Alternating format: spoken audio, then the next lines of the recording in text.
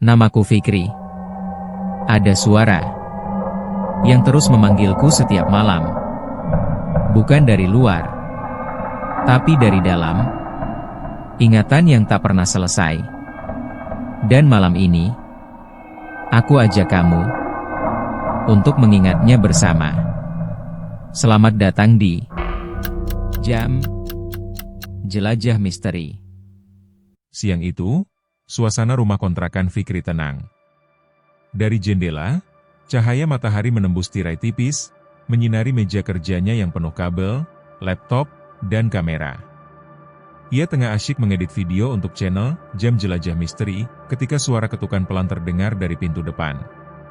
Ketukan itu tidak keras, tapi cukup jelas, seperti diulang 3 kali dengan jeda teratur. Fikri menoleh. Tak biasanya ada tamu siang bolong. Ia melepas headset, berdiri, dan berjalan ke pintu. Tidak ada suara langkah di luar, hanya bunyi kipas angin dari ruang kerja yang pelan-pelan menghilang dari telinganya. Ia membuka pintu. Halaman kosong. Tidak ada siapapun. Hanya sebuah amplop coklat tergeletak di lantai, persis di depan kakinya. Amplop itu tidak tebal, tapi terasa dingin saat diangkat, seolah baru saja diambil dari tempat yang sangat sejuk. Tulisannya rapi, dengan tinta hitam sedikit pudar, seperti tulisan tangan orang tua. Kepada Fikri. Undangan pernikahan keluarga besar di Desa Sumberjati. Tanggal 14 Agustus. Waktu, pukul 14 waktu Indonesia Barat. Di bagian bawah, ada tambahan tulisan. Kami sangat menantikan kehadiranmu, karena hubungan darah tidak boleh terputus. Tidak ada nama pengirim, tidak ada nomor kontak, tidak ada peta. Fikri membawa amplop itu masuk. Ekspresinya berubah dari bingung menjadi penasaran. Desa Sumberjati terdengar asing. Ia tidak pernah mendengarnya, apalagi merasa punya keluarga di sana. Keesokan paginya, ia mulai mencari tahu. Laptopnya menampilkan layar pencarian peta online, tapi hasilnya kosong. Tidak ada Desa Sumberjati di daftar resmi. Forum-forum internet pun tidak punya informasi. Seolah desa itu tidak pernah ada. Bagi orang biasa, undangan seperti itu mungkin dibuang saja. Tapi bagi Fikri, hal seperti ini justru menjadi kesempatan emas untuk membuat konten. Desa yang misterius, undangan tanpa pengirim, potensi cerita mistis yang besar. Menuju desa misterius. 2 hari kemudian, pagi-pagi Fikri sudah tiba di terminal bus. Tas ranselnya penuh dengan peralatan, kamera, tripod kecil, baterai cadangan. Ia bertanya pada beberapa sopir angkot dan ojek mengenai Desa Sumberjati. Sebagian besar menggeleng, ada juga yang berkata tidak tahu. Namun, seorang sopir ojek tua yang sedang duduk di bangku pojok terminal menghentikan pandangannya pada Fikri. Sumberjati? Tanyanya pelan. Saya tahu jalannya. Tapi cuma bisa antar sampai gerbang. Nada bicaranya seperti peringatan yang tidak diucapkan langsung. Kenapa cuma sampai gerbang? Tanya Fikri. Sopir itu tidak langsung menjawab. Ia hanya menyalakan motornya dan berkata singkat, kalau mau tahu, ikut saja. Tapi di dalam, hati-hati. Perjalanan dimulai melewati jalan kota yang padat, lalu perlahan berubah menjadi pedesaan yang sepi. Rumah-rumah beton berganti jadi rumah kayu, dan akhirnya hilang sama sekali, digantikan hutan lebat. Jalan aspal berubah menjadi jalan tanah berbatu yang membuat motor berguncang keras. Angin yang bertiup dari arah hutan membawa aroma lembab. Suara burung dan serangga yang tadinya ramai kini mulai jarang terdengar. Setelah hampir 1 jam, motor berhenti di depan sebuah gerbang besar dari kayu tua. Catnya mengelupas, dan di atasnya tergantung papan yang tulisannya nyaris hilang, "Selamat datang di Sumberjati."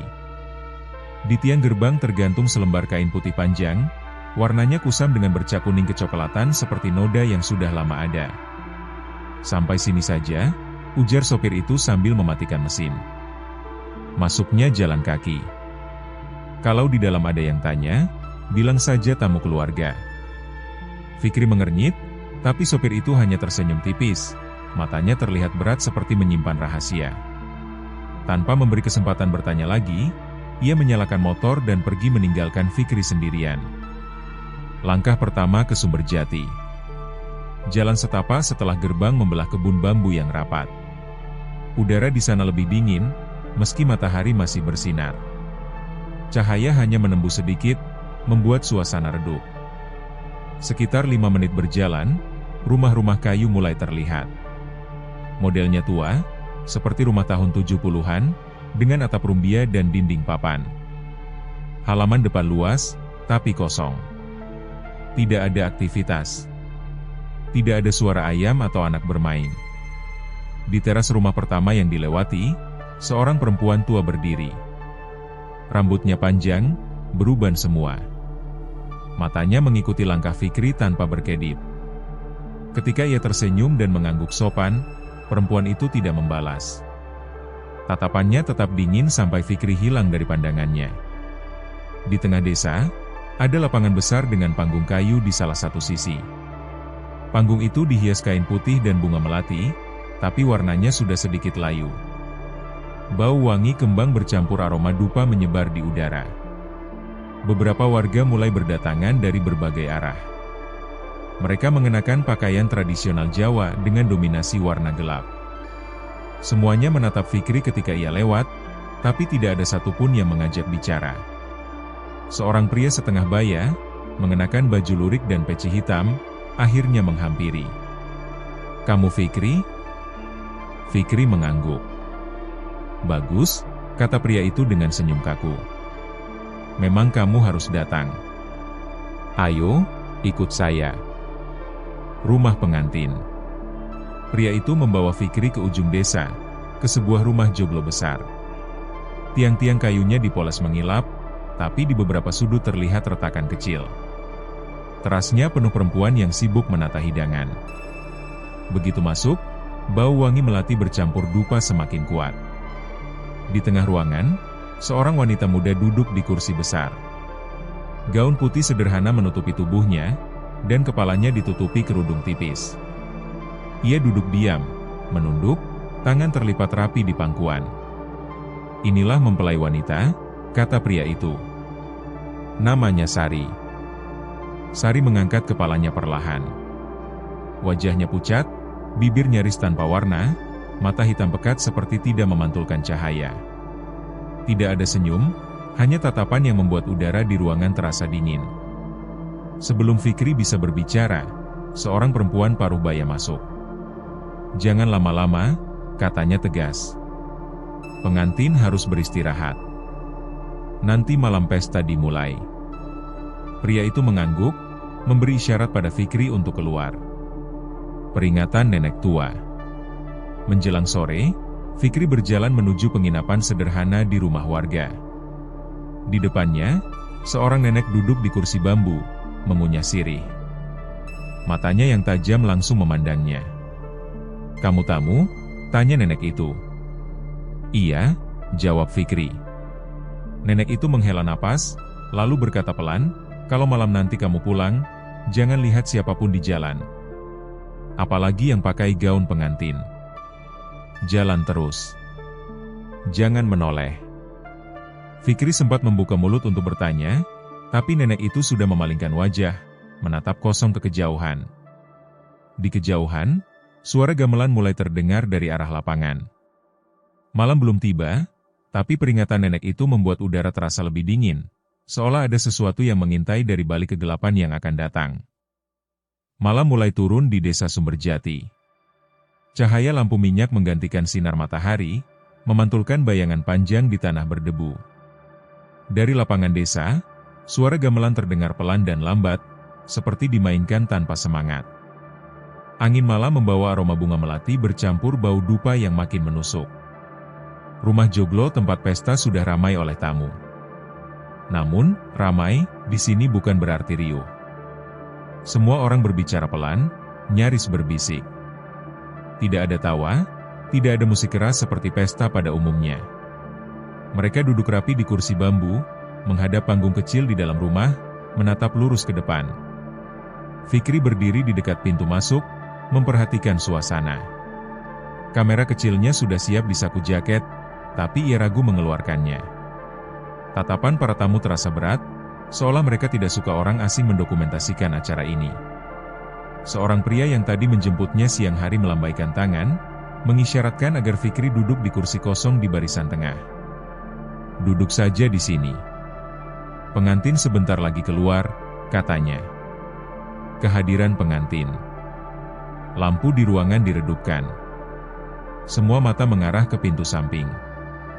Dari balik tirai, muncul pengantin wanita yang dilihat Fikri siang tadi, Sari.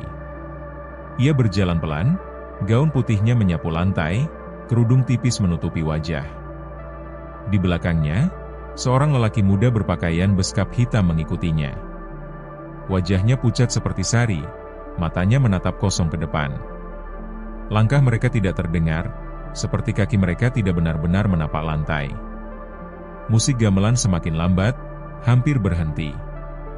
Semua tamu tetap diam. Tidak ada yang bertepuk tangan atau memberi selamat. Sari duduk di kursi pengantin di panggung kecil, memandang lurus tanpa berkedip. Lelaki di sebelahnya melakukan hal yang sama. Fikri memperhatikan dengan saksama.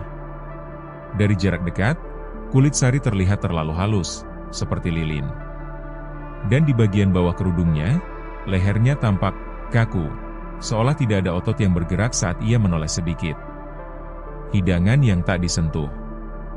Seorang perempuan parubaya membagikan hidangan ke setiap tamu. Nasi tumpeng, sayur urap, dan ayam ingkung yang baunya wangi. Namun anehnya, setelah piring-piring itu diterima, hampir tidak ada yang memakannya. Tamu-tamu hanya menatap makanan itu sebentar, lalu menunduk. Fikri lapar setelah perjalanan panjang. Ia mulai menyendok nasi, tapi seorang pria tua di sebelahnya menahan pergelangan tangannya. "Jangan makan sebelum acara selesai," bisiknya. "Tidak sopan, dan berbahaya." Fikri mengangkat alis, tapi tidak membantah. Ia meletakkan sendok kembali. Ucapan yang aneh. Pria lurik yang menjemput Fikri maju ke depan panggung. Ia berbicara dalam bahasa Jawa halus yang Fikri tidak sepenuhnya mengerti, tapi ada beberapa kata yang familiar: ikatan, tradisi, penjaga, dan pengorbanan. Setiap kali ia mengucapkan kata itu, beberapa tamu menundukkan kepala. Wajah mereka tidak terlihat sedih atau bahagia, hanya datar. Di sela pidato, Fikri merasa ada yang mengawasinya. Ia melirik ke arah pintu belakang. Seorang nenek yang dilihatnya sore tadi, nenek yang memberi peringatan, berdiri di sana, memandang tajam ke arahnya. Saat mata mereka bertemu, nenek itu menggeleng perlahan, seolah mengingatkan lagi pesan sebelumnya. Gangguan listrik.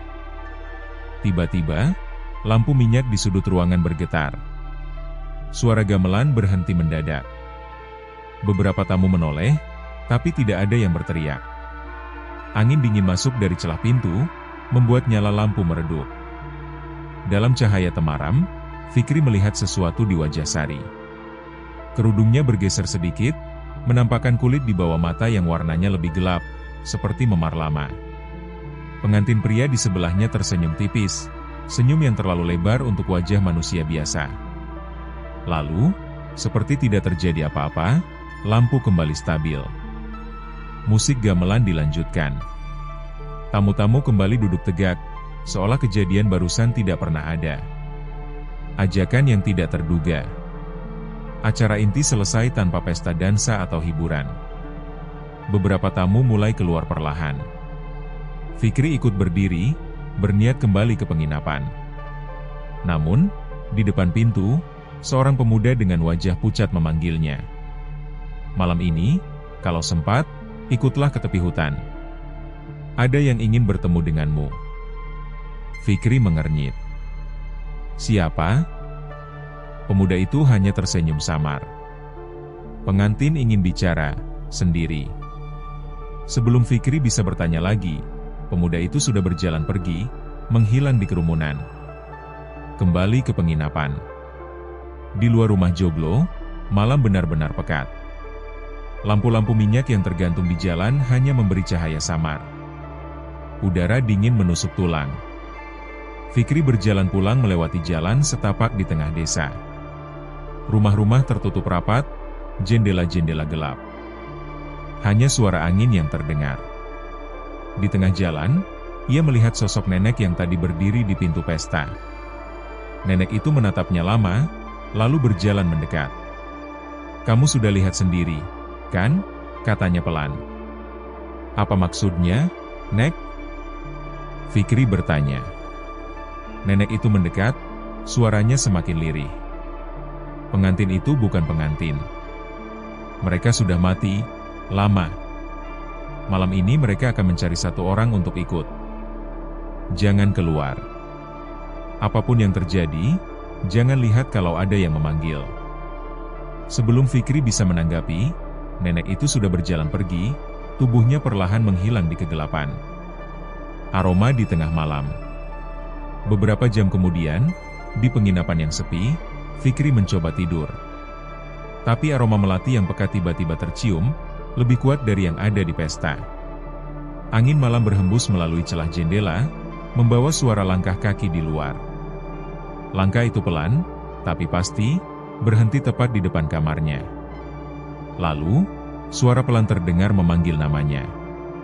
Suara perempuan, lembut, tapi anehnya seperti bergema dari dalam sumur yang dalam. "Fikri?"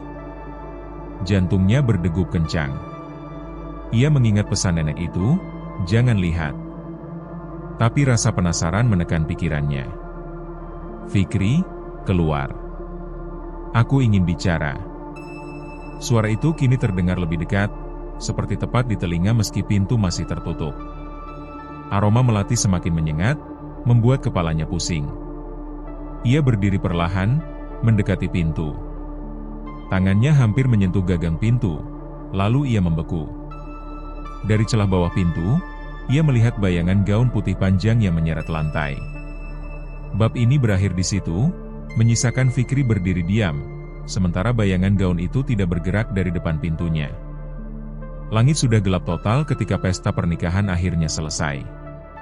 Fikri menunggu sampai para tamu mulai bubar, berharap bisa ikut rombongan pulang ke arah rumah tempatnya menginap. Namun, saat ia melihat ke sekitar, orang-orang justru menghilang begitu cepat. Bahkan pasangan pengantin pun tak lagi terlihat. Ia berjalan ke arah jalan utama desa, tapi suasananya jauh berbeda dari siang tadi. Lampu-lampu jalan hanya beberapa yang menyala, sisanya padam. Udara terasa dingin, membuat napasnya terlihat seperti asap.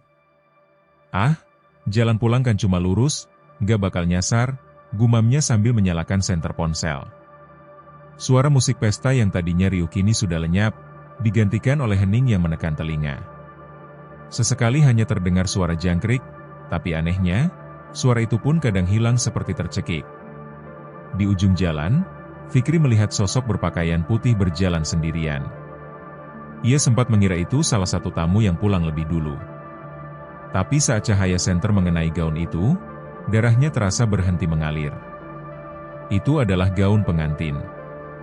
Langkah Fikri terhenti. Gaun itu kotor di bagian bawahnya, menyeret tanah. Rambut panjang sang pengantin menjuntai menutupi wajah. Dia berjalan pelan, tidak menoleh, tapi arah jalannya sama dengan tujuan Fikri. Mungkin dia nyasar, atau, pikir Fikri, tapi mulutnya terlalu kering untuk melanjutkan. Ia mencoba memanggil.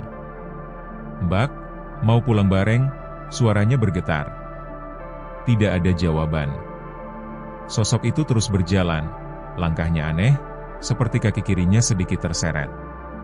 Fikri menambah langkah untuk mendekat, tapi tiba-tiba sang pengantin berhenti. Tubuhnya kaku, kepala perlahan berputar, bukan menoleh biasa, melainkan berputar lebih dari 180 derajat.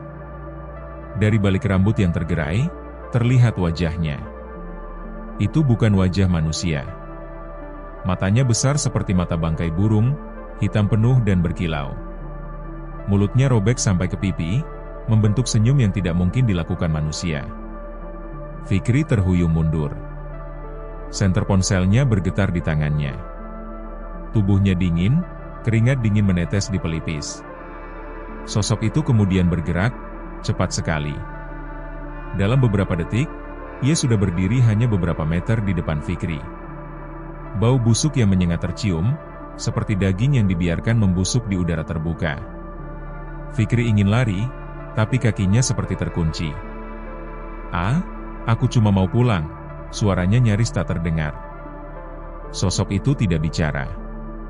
Tapi dari mulut robeknya, terdengar suara lirih seperti bisikan. "Jangan pulang." Tiba-tiba, semua lampu jalan padam. Gelap total. Senter ponsel Fikri pun ikut mati, meski baterainya tadi masih penuh. Dalam kegelapan itu, ia hanya bisa mendengar suara langkah mendekat, diseret pelan, tapi pasti. Instingnya berteriak agar ia berlari. Dengan seluruh tenaga, Fikri memutar badan dan lari secepat mungkin. Nafasnya berat, jantungnya memukul dada. Ia tak lagi peduli dengan jalan mana yang diambil, yang penting menjauh dari suara itu. Tapi desa ini terasa aneh. Jalan yang tadi lurus kini bercabang-cabang, seperti labirin. Beberapa kali ia melewati rumah yang sama, dengan pintu setengah terbuka dan kursi goyang yang bergerak sendiri. Ini nggak mungkin, pikirnya panik. Di kejauhan, Fikri melihat cahaya lampu dari sebuah rumah. Ia langsung berlari ke sana, mengetuk pintu keras-keras. Seorang wanita tua membuka pintu, wajahnya keriput tapi tatapannya tajam. "Masuk cepat, nak," katanya tanpa bertanya apa-apa. Begitu pintu tertutup, Fikri merasa sedikit lega, meski udara di dalam rumah itu pengap. Wanita tua itu menatapnya lama. "Kamu lihat pengantin itu, ya?" Fikri terdiam, bibirnya bergetar. Iya." Wanita itu menghela napas panjang. "Kamu gak seharusnya jalan sendirian malam-malam. Apalagi setelah pesta itu. Pengantin itu bukan manusia. Dia pengantin yang mati di malam pernikahannya, bertahun-tahun lalu. Tapi setiap pesta diadakan di sini, dia muncul lagi, mencari seseorang untuk menggantikan posisinya." Fikri menelan ludah, merasa bulu kuduknya meremang. "Mengganti posisinya?" Wanita itu tidak menjawab. Ia hanya menutup semua jendela rapat-rapat, lalu memadamkan lampu. "Diam. Jangan keluar sampai ayam berkokok." Di luar, suara langkah menyeret kembali terdengar, kali ini mengitari rumah. Fikri menahan napas, berharap malam ini cepat berakhir.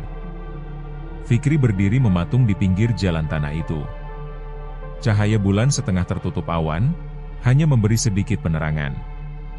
Di depan, sekitar 15 meter dari tempatnya berdiri, sosok pengantin wanita berjalan pelan. Gaun putihnya terseret-seret di tanah, kotor dan basah oleh embun malam.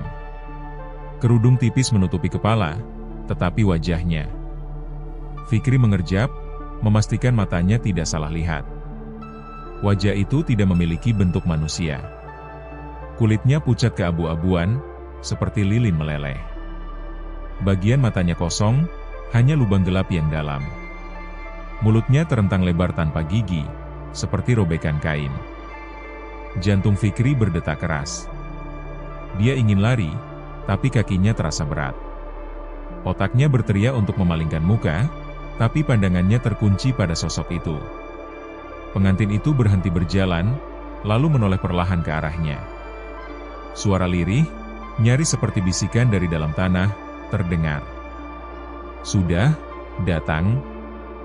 Fikri mundur selangkah, tapi tanah di belakangnya becek. Kakinya hampir terpeleset. Dia berusaha mengatur napas, tapi udara terasa dingin menusuk paru-paru. Sosok itu mulai bergerak lagi, namun bukan berjalan, tubuhnya seperti meluncur di atas tanah, gaun putihnya berkibar pelan tanpa angin. "Siapa? Kamu?" Suara Fikri keluar lirih, lebih karena gugup daripada ingin bertanya. Pengantin itu berhenti lagi, lalu mengangkat tangannya. Dari balik kerudungnya, terdengar suara napas berat. Tangan yang menggapai itu, panjang, dengan jari-jari kurus dan kuku hitam retak. Fikri bisa melihat ada sisa lumpur menempel di kulitnya. Tiba-tiba, suara aneh terdengar dari arah pepohonan di pinggir jalan. Bukan suara burung malam, tapi seperti ratusan orang berbisik bersamaan. Fikri menoleh sebentar, dan saat kembali memandang, pengantin itu sudah lebih dekat. Fikri spontan mundur cepat. Tidak, jangan dekat-dekat. Langkahnya makin cepat sampai akhirnya dia berlari. Napasnya memburu. Sepanjang jalan, suara kain terseret terdengar di belakangnya, seolah-olah pengantin itu mengejar tanpa mengeluarkan suara kaki. Dia berbelok ke arah rumah tempatnya menginap. Cahaya lampu minyak samar terlihat dari jendela. Fikri menghantam pintu dan masuk terburu-buru. Di dalam, udara terasa lebih hangat, tapi keringat dingin membasahi punggungnya. Pria tua pemilik rumah, Pak Dharma, duduk di kursi rotan sambil merokok. Matanya langsung memperhatikan Fikri. "Kamu dari mana?" tanyanya datar. Fikri terengah-engah. "Aku lihat pengantin itu di jalan." Pak Dharma menghela napas, lalu mematikan rokoknya. "Kamu tidak seharusnya keluar malam di desa ini. Apalagi malam setelah pesta." "Apa maksudnya?" "Dia bukan manusia, Pak. Wajahnya..." "Sudah. Tidak usah dibicarakan. Semakin kamu bercerita, semakin dia tahu keberadaanmu." Fikri menelan ludah.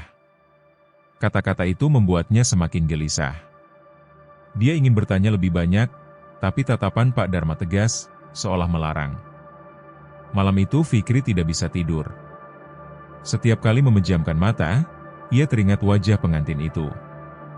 Di luar, suara serangga malam terdengar biasa, tapi sesekali ia mendengar suara kain terseret, sangat pelan, seperti tepat di bawah jendela. Sekitar pukul 3 dini hari, suara itu berhenti.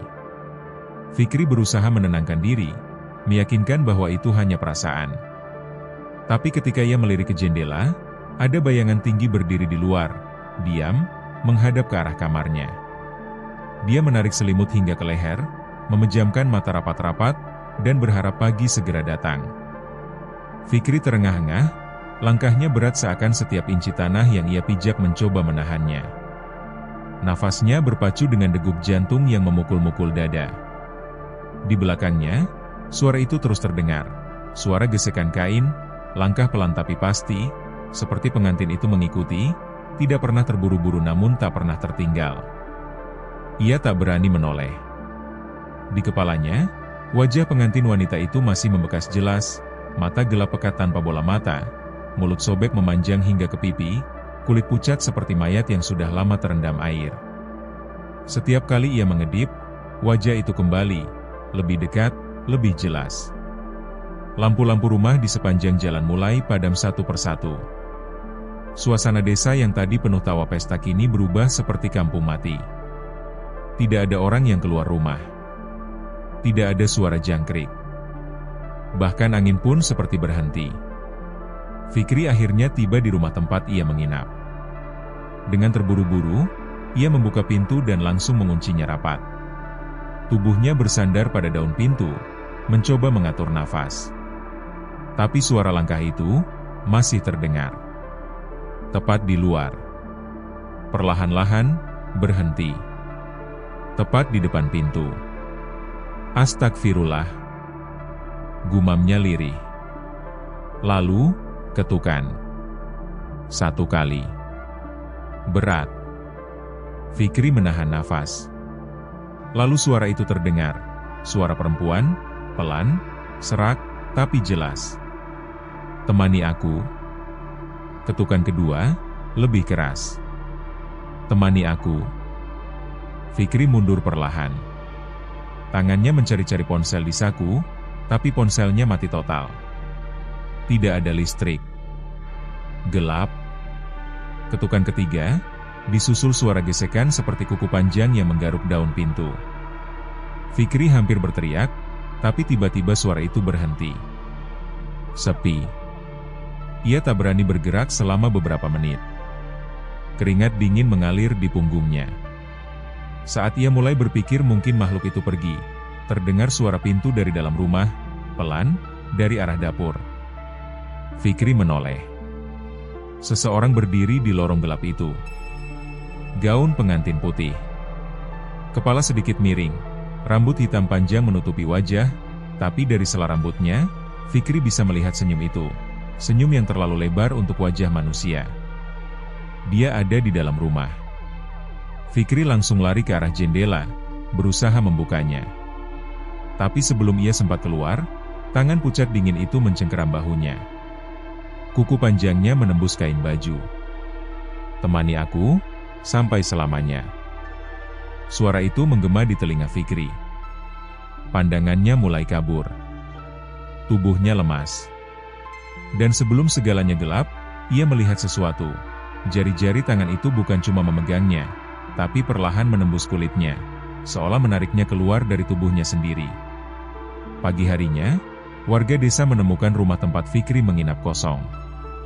Pintu terkunci dari dalam. Tidak ada tanda-tanda perkelahian, tapi gaun pengantin putih tergantung di kursi, basah kuyup dan berbau tanah. Tidak ada seorang pun yang pernah melihat Fikri lagi. Namun, beberapa minggu kemudian, seorang sopir truk yang melintas malam hari di jalan desa itu mengaku melihat sesuatu. Seorang pria muda berjalan sendirian, di belakangnya, seorang wanita bergaun pengantin, wajahnya tidak bisa dilihat, berjalan pelan mengikuti. Dan mereka berdua menghilang begitu saja saat truk itu lewat.